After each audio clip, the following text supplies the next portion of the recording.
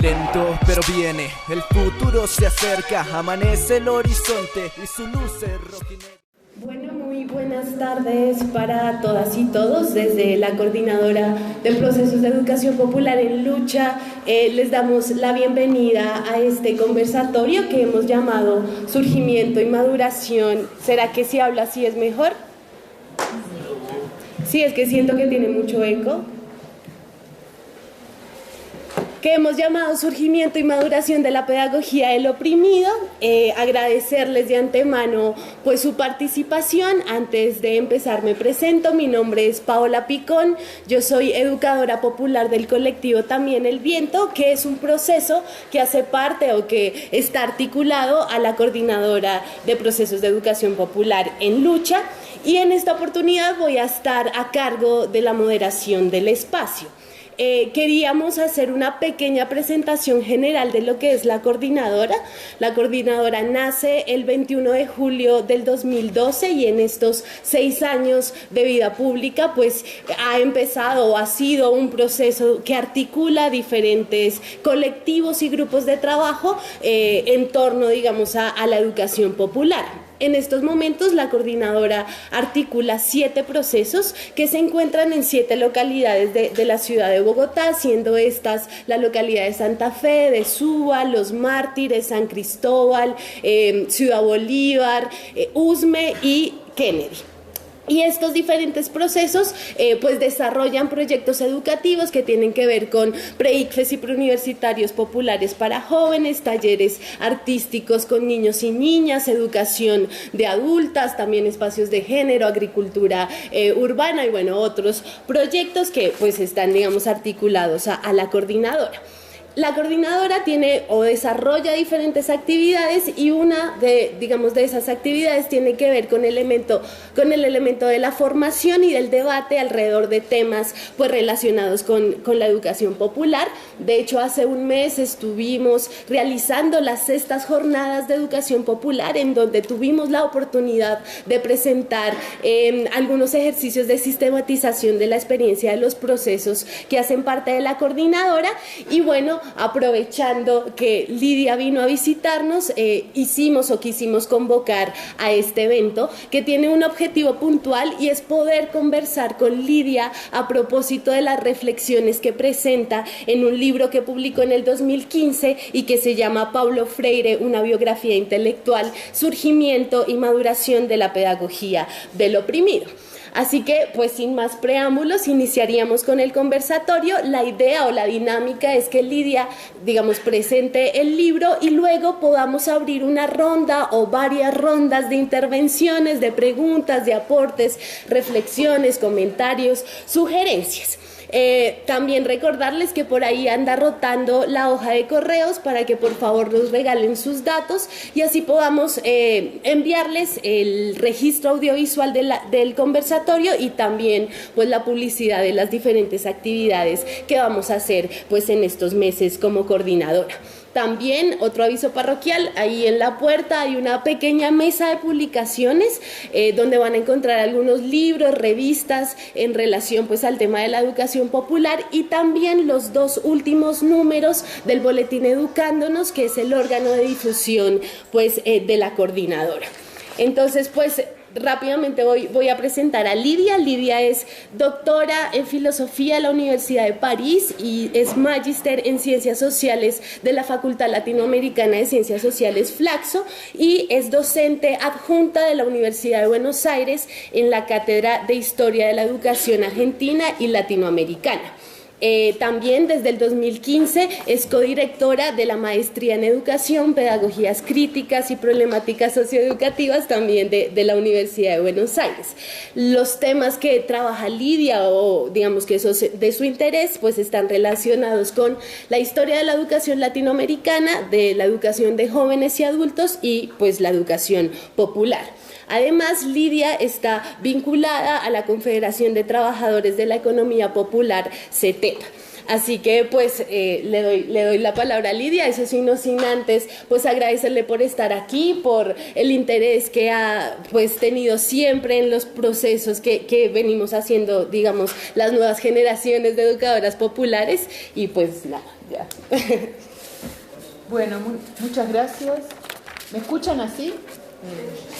Muchas gracias, Paola, por la invitación. Siempre fue un gusto trabajar con Paola, que compartimos un tiempo de cursada en Buenos Aires, por su pasión, ¿no? Por su pasión en lo que hace. Así que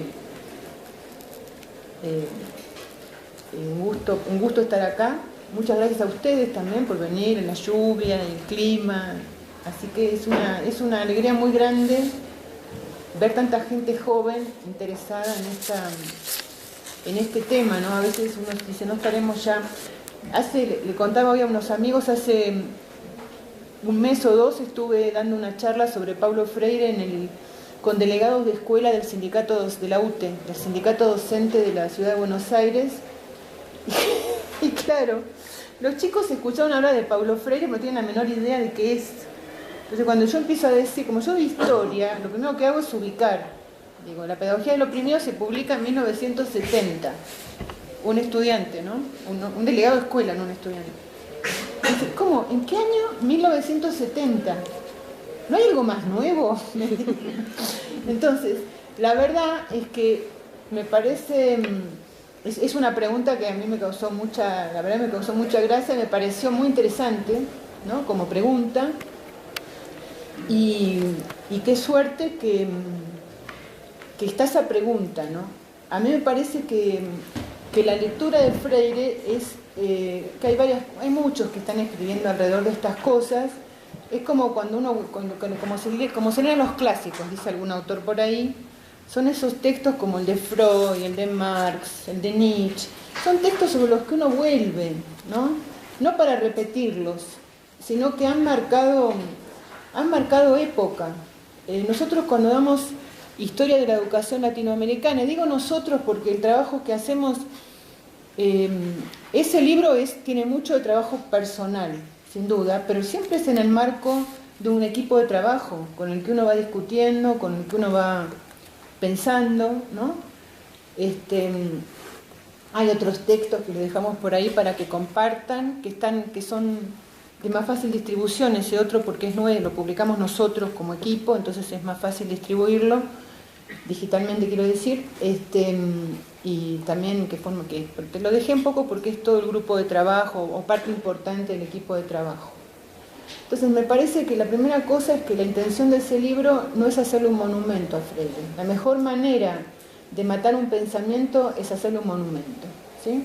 Nuestro presidente neoliberal y el menemismo, el presidente Menem, que fue el presidente neoliberal de los años 90 de la Argentina, instaló el premio Paulo Freire, ¿sí? Es la mejor manera de clausurar un pensamiento, que no se lo piense más.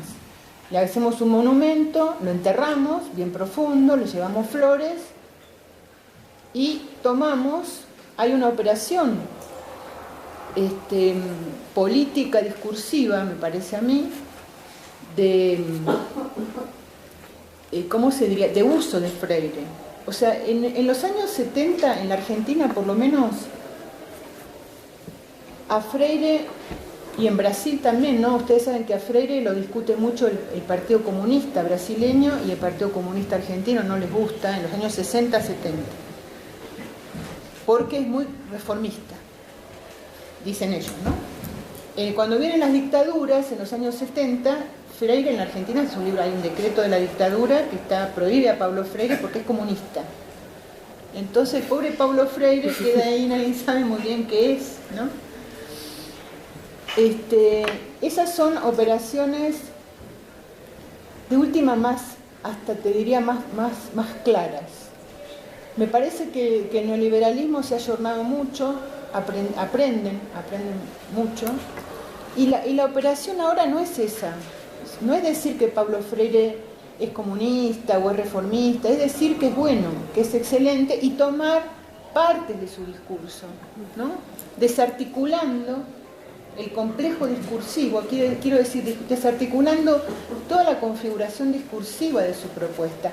Por ejemplo, la palabra autonomía. Ustedes saben que Paulo Freire tiene un libro que se llama Pedagogía de la Autonomía, es el último libro que publica Freire en vida, que es una reflexión hecha con posterioridad a su paso por la Secretaría de Educación de San Pablo. La palabra autonomía fue un eje del discurso de la reforma neoliberal en la Argentina, por lo menos, y en México, no sé cómo habrá sido en Colombia, pero en algunos países de América Latina, el discurso neoliberal con la categoría autonomía decía: el Estado no se hace más cargo de las escuelas, arréglenselas. Más o menos era así, ¿no? Arréglenselas. Entonces, y decían autonomía, como Paulo Freire dijo autonomía, y no es lo que Paulo Freire dijo. Entonces se toman algunas palabras, ¿no?, y se las pone en otras lógicas.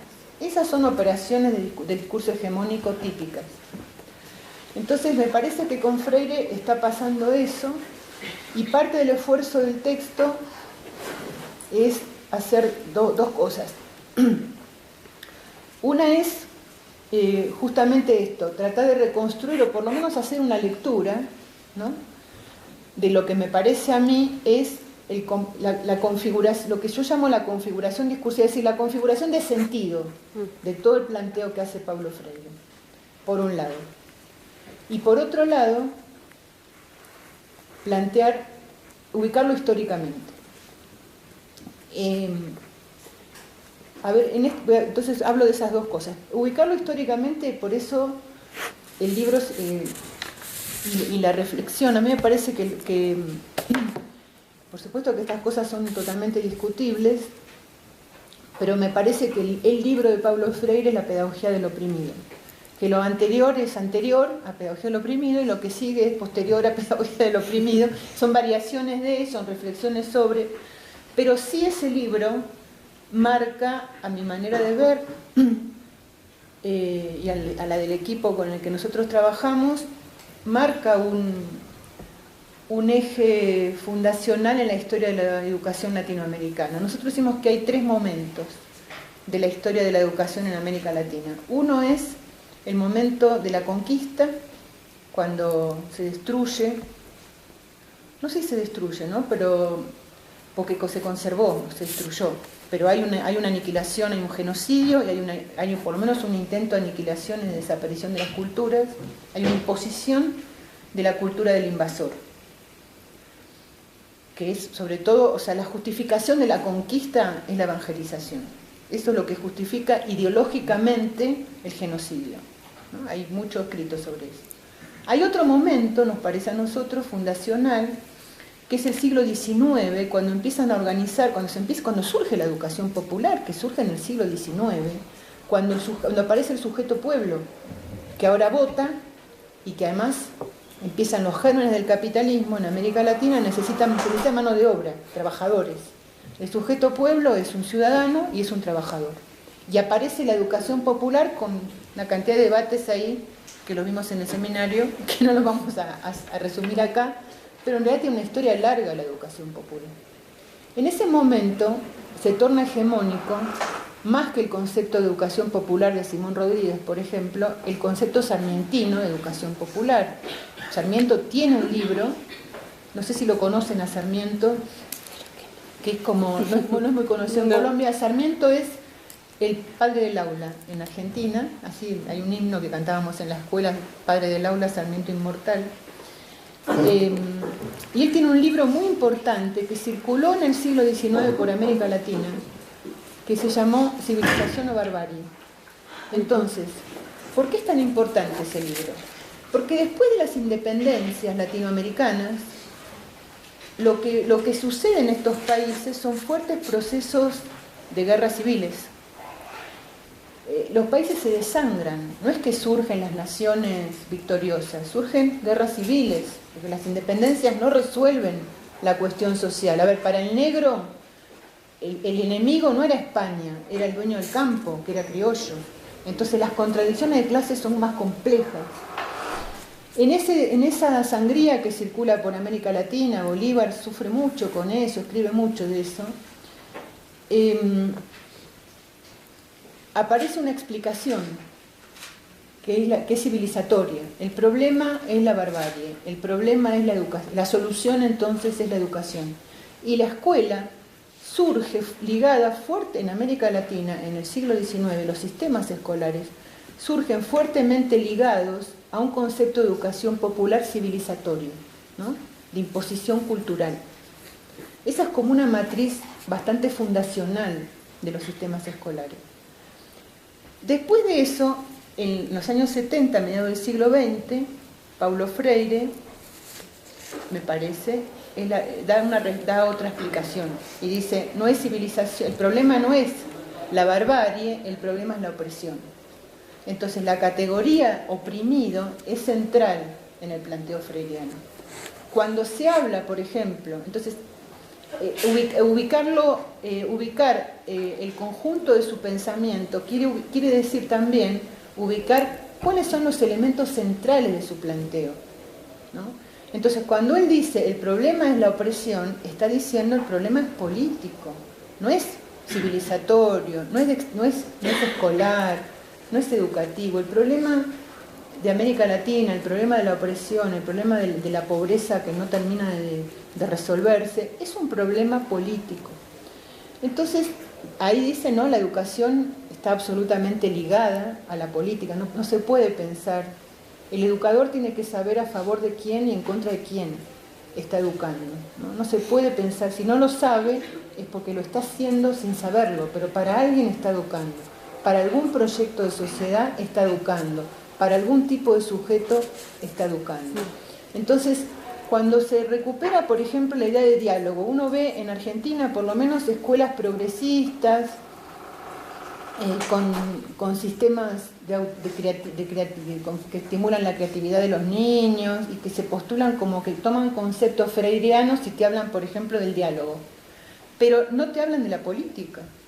Entonces uno puede decir, esa escuela a lo mejor es muy buena, yo no sé, qué sé yo, es otra, no digo que sea mala escuela, digo que eso no es el discurso de Paulo Freire, que el discurso de Paulo Freire tiene dos ejes, me parece.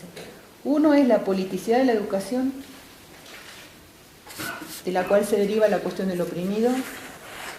Otra es, y eso hay que entenderlo en la manera en que lo plantea Freire, lo que él dice, él habla, de eso habla en los últimos libros, no habla en Pedagogía del Oprimido, de la eticidad, la cuestión ética, ¿no? No en el sentido, me parece a mí, de una moral. La ética no como esos principios que hay que respetar, como una normativa, ¿no? Sino la ética más en el sentido de un compromiso con la situación en la que se está inscrito, ¿no? La ética cuando uno está en la situación en la que esté, política, familiar, personal, de creación artística, ¿sí?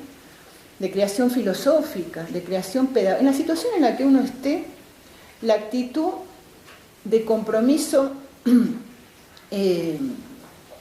vital con esa situación, no de estar ahí como al pasar o más o menos, o sin hacerse cargo de la situación. De eso un poco habla Freire cuando habla de la eticidad. O sea, el educador no es que tiene que cumplir ciertos requisitos, no es ético porque llegue y cumpla su horario, eso es otro problema. Es ético si está comprometido con la situación pedagógica en la que se inscribe. Entonces, esos dos ejes de planteo, si no están esos dos ejes, la propuesta puede ser interesante, pero no es necesariamente freiriana, ¿no? Me parece a mí que va más por ahí. El otro elemento central, me parece, del planteo de Freire es la categoría oprimido. Eso es muy interesante. ¿Por qué? Ese es un plan. Esa idea la toman, o gran parte de esa reflexión acerca del oprimido como un sujeto de la pedagogía latinoamericana, específico. No es el sujeto de la pedagogía europea, que por cierto leen a Freire mucho y en otro contexto y con otros objetivos. Ellos trabajan con migrantes, el tema de género, por ejemplo, que es un tema que Freire no aborda. A ver, es del 70 el libro de Freire, es un tema nuevo, hay que releer Freire con estos nuevos temas, ¿no? Pero el tema del oprimido en América Latina, que es un texto, es una idea que él toma de Fanon, ¿no? Básicamente, porque Frantz Fanon, el negro Martiniquez, ese por ahí sí lo conocen más aquí o circula más que Sarmiento, sí. Menos mal. ¿Qué era Fanon? Fanon era negro, americano, martiniqués, francés, o sea, en la colonia francesa, territorio de ultramar, le llaman ellos, no colonia, territorio de ultramar francés. Entonces, él elabora la complejidad y la psicosis que puede producir, después va a trabajar, o sea, él lucha en la guerra de Argelia, ¿no? Pero es médico psiquiatra, bueno, no importa la historia de Fanon, lo que quiero decir es que, no importa, digo, no me quiero detener en eso ahora. Lo que yo quiero rescatar de eso es que él elabora la complejidad de la constitución de una psiquis con esa cantidad de paradojas, ¿sí? Piel Negra tiene un libro que se llama el libro más famoso de él es Los Condenados de la Tierra, pero tiene un libro fascinante que se llama Piel Negra, Máscara Blanca, donde él elabora, porque aparte la conoce, la vive, conoce su pueblo, ¿no? Él cuenta cómo dice, yo descubrí que era negro cuando estaba en un tren en París y una nena le dice, mamá, mamá, hay un negro. Y la mamá le dice, no importa, no te va a hacer nada, ¿no? Y él dice, ¿cómo? Ah, soy negro. Entonces, la complejidad de la constitución de una psiquis con esa cantidad de contradicciones, ¿no? Es martiniqués, o sea, es americano, pero es francés, pero es negro, pero es psiquiatra.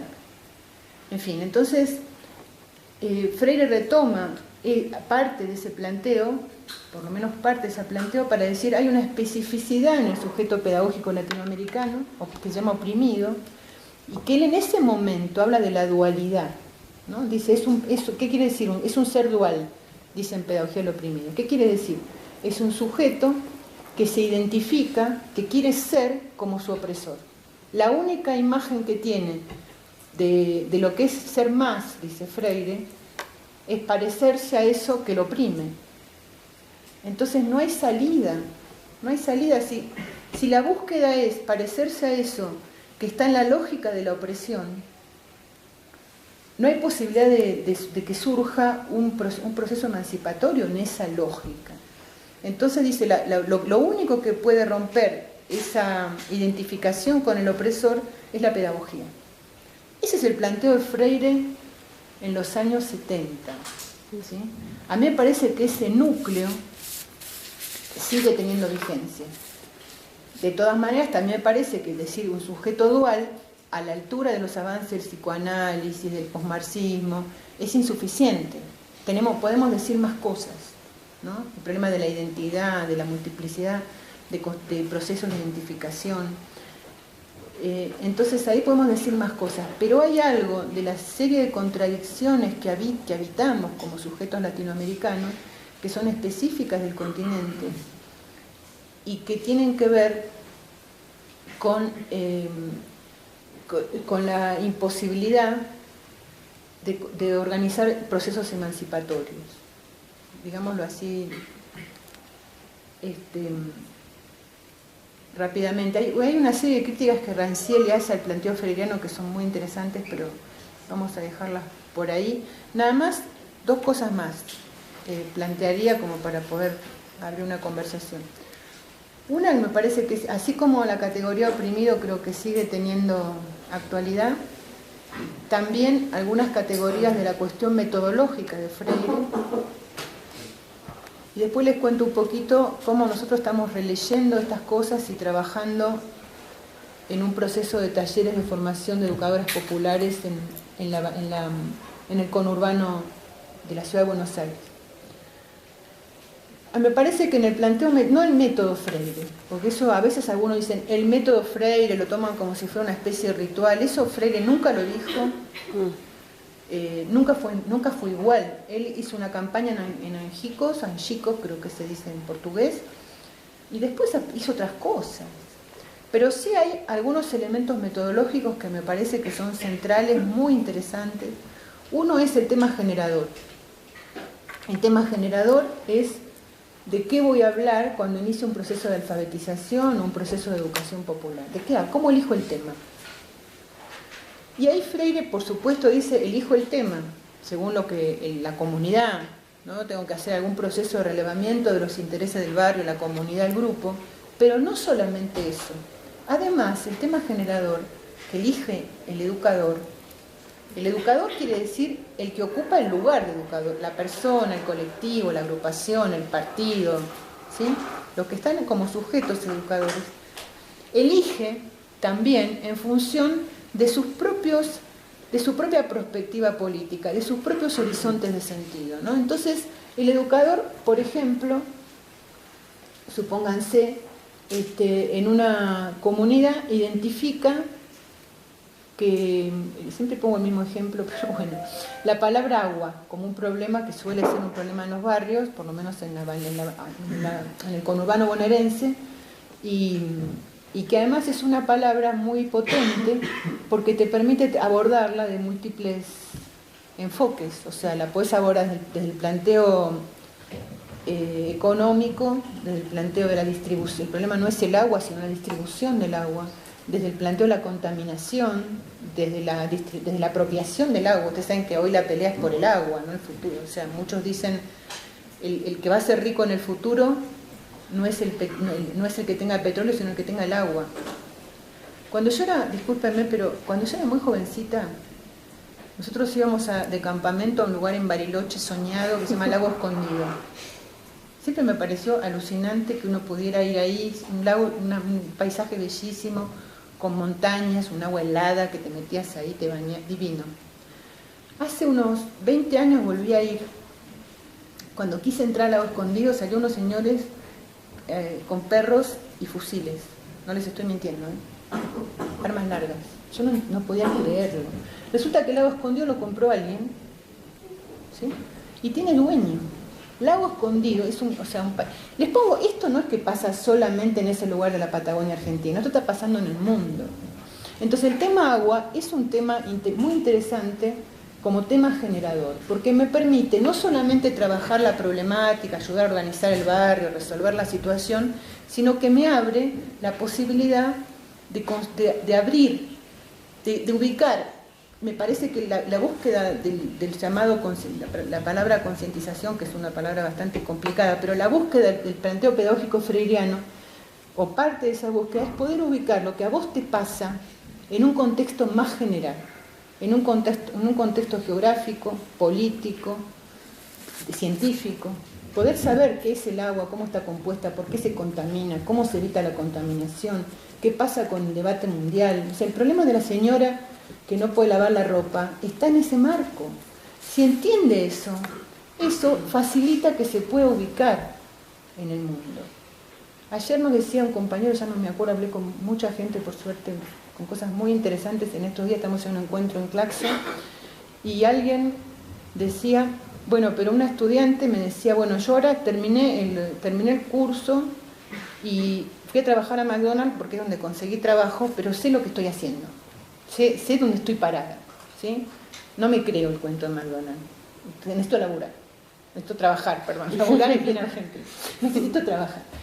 Entonces, un poco me parece que el planteo freiriano va por ahí. La segunda la segunda cosa de la cuestión metodológica, la segunda categoría es la situación límite. Freire dice, no hay situaciones límite, son vividas como límite.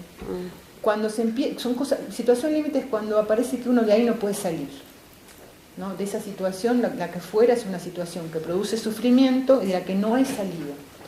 Hasta que el trabajo pedagógico, el trabajo colectivo, los procesos históricos empiezan a vislumbrar posibilidades.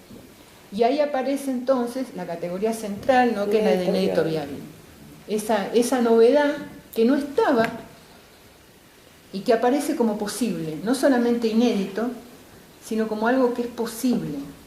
A veces los intelectuales que hacemos revoluciones en el WhatsApp, estoy peleando con mis amigos acá por WhatsApp de Argentina, que hacemos revoluciones por WhatsApp, nos olvidamos de que la gente tiene que solucionar cosas que nosotros a veces ya tenemos solucionadas. Entonces necesitamos cosas viables. Este es parte del debate fuerte político que hay en Argentina, en parte con la CETEC, por ejemplo, que ahora les comento algo. Entonces, necesitamos comer hoy. Y a veces eso implica proceso de negociación, ¿sí? Esto es un debate fuerte, complejo, Pero a mí me parece, por lo menos yo hago esa lectura, el inédito, además de ser inédito, es viable. ¿Sí? Es una novedad que no estaba en ese escenario y que de repente se torna como una posibilidad de salida de una situación colectiva que producía sufrimiento. Bueno, esto como así, muy sintéticamente, nosotros venimos trabajando Freire hace mucho e iniciamos desde hace ya 10 años, 11 años creo, un trabajo con diferentes organizaciones. Bueno, es un proceso largo, móvil, como siempre son los procesos históricos, que se ha organizado ahora en la Central de Trabajadores de la Economía Popular, que agrupa varias organizaciones.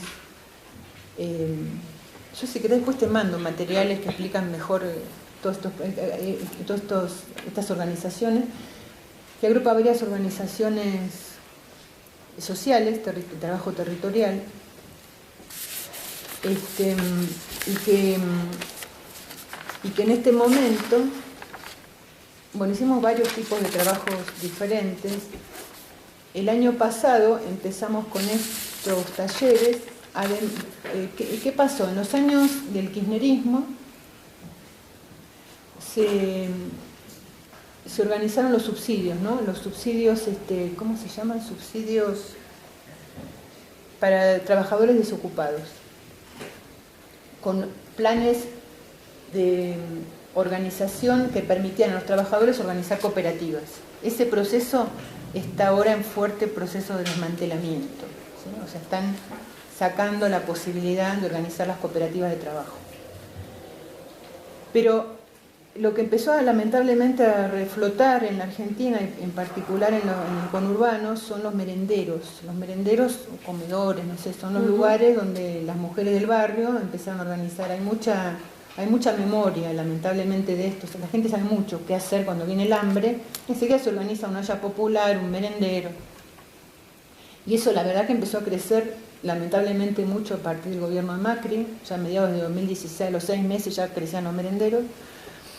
Y entonces nos pidieron que los merenderos eran lugares muy... Imagínense organizar la comida, cuidar 20 niños que vienen de la calle, de lugares desordenados. Nos pidieron que las mujeres, que en general son las que trabajan, hay algunos hombres, pero en general son mujeres las que están ahí, ¿no? En el cotidiano, que los ayudáramos a organizar a los chicos, y venían con las demandas de que se portan mal, de que no hacen caso, y cosas peores también, ¿no? ¿Qué hacemos con eso? Entonces, a partir de eso empezamos a trabajar, siguiendo la lógica freiriana, con el esquema de que nosotros teníamos que ofrecerle, no enseñarle métodos didácticos, no enseñarle qué es un niño, que es lo que ellas pedían, sino ayudarlas a reconocer su lugar de educadoras, que de hecho estaban ejerciendo, pero al no verlo, no lo terminaban de asumir. Entonces, por ejemplo, las mujeres te decían, esto lo fuimos construyendo después de recorrer varias veces los merenderos, conversar con las mujeres de diferentes edades. Hay mujeres más grandes, con más experiencia, chicas muy jovencitas, con bebés, en fin. Es una población, digamos, muy heterogénea. Y, por ejemplo, te decían, bueno, yo no sé qué hacer cuando se portan mal, porque de repente me golpeó la puerta, casi rompe el vidrio, ¿te imaginas? Un desastre, ¿no? ¿Y qué hiciste? No, yo lo agarré, lo abracé, me lo llevé a la cocina. Entonces hiciste algo. A ver, ¿qué hiciste? A ver, ¿qué fue lo que hiciste? Lo contuviste, le diste cariño, lo calmaste, trabajaste físicamente. A veces hay que agarrarlos a los chicos, porque... En fin, entonces, más o menos en esa lógica de recuperar los saberes, recuperarlos como colectivo. No están solas, ellas no se juntan con nosotros, se juntan en los espacios políticos, pero no es su identidad como educadoras de los merenderos, ¿sí? Entonces empezar a juntarlas en esa identidad y ofrecerles una superficie de identificación. Ustedes son educadoras de estos espacios. Trabajamos así el año pasado, muy en la lógica de la educación popular, o sea, un poco armando el grupo con juegos, con espacios que faciliten la comunicación, que les den un espacio recreativo. Les encantan las sesiones de juego, que vienen compañeros que trabajan en recreación, jugamos, nos divertimos con los chicos, les encanta. Y después, sobre todo, la recuperación de sus propios saberes, ¿sí? ¿Qué sé yo? Trabajo en grupo. Bueno, ¿qué pasó ayer? ¿Cómo lo resolvimos? Y armar de ahí como listas, como tips, como ir sistematizando con ellos. Hacemos devoluciones. O sea, recuperamos lo que se trabaja, lo trabajamos nosotros, lo llevamos como devolución, lo volvemos a trabajar y así, ¿no? Y de hecho se fueron organizando a partir del año pasado por este trabajo y por muchas otras cosas, no solamente por esto, sino que hay un proceso político de la organización que va acompañando. Se organizaron ahora, en vez de merenderos, centros recreativos. Centros recreativos que también se discutió mucho qué tipo de organización darse ahí, y lo que deciden las compañeras que están más ligadas, que gente así como de la edad de ustedes, que no sé si la llegaste, creo que no la conociste, a Nati Peluso y gente del equipo, que está más ligada al trabajo territorial, que están todos los días ahí, y ellos empezaron a definir que lo que empezamos a ver es que uno de los problemas que tienen estas señoras es que sus propios hijos tienen muchas dificultades en la escuela. Entonces la decisión fue empezar a trabajar desde la organización, el colectivo más responsables políticos, empezar a discutir esto, pero además con ellas, ayudarlas a construir un vínculo con la escuela en el territorio, ¿sí? O sea, no discutir tanto si la escuela reproduce, teóricamente, ¿no? Si reproduce la dominación, si es un espacio liberador, sino colaborar con las mujeres a que cuando la señorita les dice algo, tengan un espacio donde elaborar eso. La señorita se le dice a la maestra en mi país. Tengan un lugar donde elaborar eso y repensarlo, ¿sí? Por ejemplo, tenemos una mamá, que es una señora de los merenderos, que su hijo escribe en mayúscula.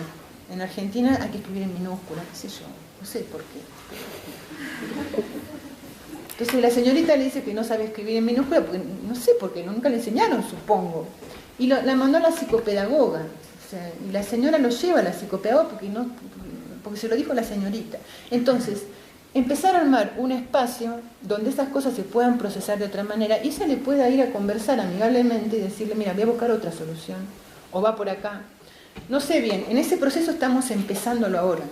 Está empezando ahora, se están creando los centros recreativos, y estamos empezando, ya tuvimos un taller, nada más, y estamos armando el diseño, están los chicos trabajando en eso, de cómo vamos a hacer este trabajo, después les contamos, pero un poco trabajando desde esta perspectiva de Freire, que yo sinteticé, reprocesándola en los contextos actuales. Sí nos parece que esa categoría oprimido, o por lo menos hasta donde llegamos a ver nosotros hoy, en el territorio, en este caso concreto, nosotros lo traducimos en lugares de identidad. O sea, las mujeres que reciben, no solamente las mujeres, los que reciben subsidios sociales, se llaman planes sociales en Argentina. Entonces, hay un término muy despectivo que es las planeras, son planeras o planeros, tienen planes, ¿sí? Nuestras becarias, ¿te acordás? No sé qué dicen nosotros, las becarias nuestras dicen, tenemos un plan a investigar, por ejemplo, como diciendo, bueno, nos pagan para estudiar. Pero la palabra planeras es una palabra muy despectiva, ¿no? Reciben un subsidio porque son vagas, porque tienen hijos para que les den planes para no trabajar. Un poco eso circula. Entonces, y las mujeres de alguna manera sufren esa ¿cómo sería? Esa marca, ¿no? Esa discriminación, esa forma esa estigmatización. Entonces, nosotros trabajamos en lograr lugares de identidad sólidos, fuertes, y el que encontramos acá, disponibles, ¿no? Además porque además les cuento, trabajamos con mucha libertad en la organización, que es una organización política que responde sobre todo a las izquierdas o al peronismo más combativo, pero muchas de estas mujeres votaron a Macri y dicen que votan a Macri. O sea, y esta conversación está habilitada, no es que no se puede, ¿sí? Hablamos de eso. Entonces, ¿qué es lo que nosotros pensamos? Nosotros pensamos que hay que ofrecerles lugares de identidad donde se sientan bien en su vida cotidiana, dignificadas, plenas, con ganas de seguir, de crecer, de aprender, ¿sí?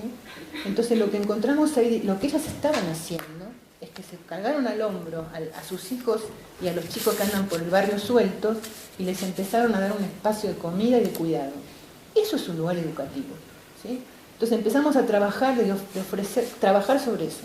Entonces que se sientan educadoras populares de un colectivo, de educación popular, y que seguimos trabajando un poco en esa línea. Entonces es como una traducción, ¿no? De esas situaciones que no sabemos qué hacer con los chicos que vienen con muchos problemas. Bueno, empezar a trabajar sobre eso y ver que hay posibilidades de muchas salidas. Un poco así como para contarles rápidamente cómo nos parece que hay que ir haciendo como relecturas, no mecánicas, ¿no? de ese planteo freiriano. Así que bueno, nada. Sí. Si podemos, sería muy lindo si podemos, qué sé yo, lo que quieran, contar, comentar, preguntar, discutir. Lento pero encuentra el camino hacia la huerta, donde plantará los sueños y cosechará las puertas hacia el mundo nuevo sin las esperanzas.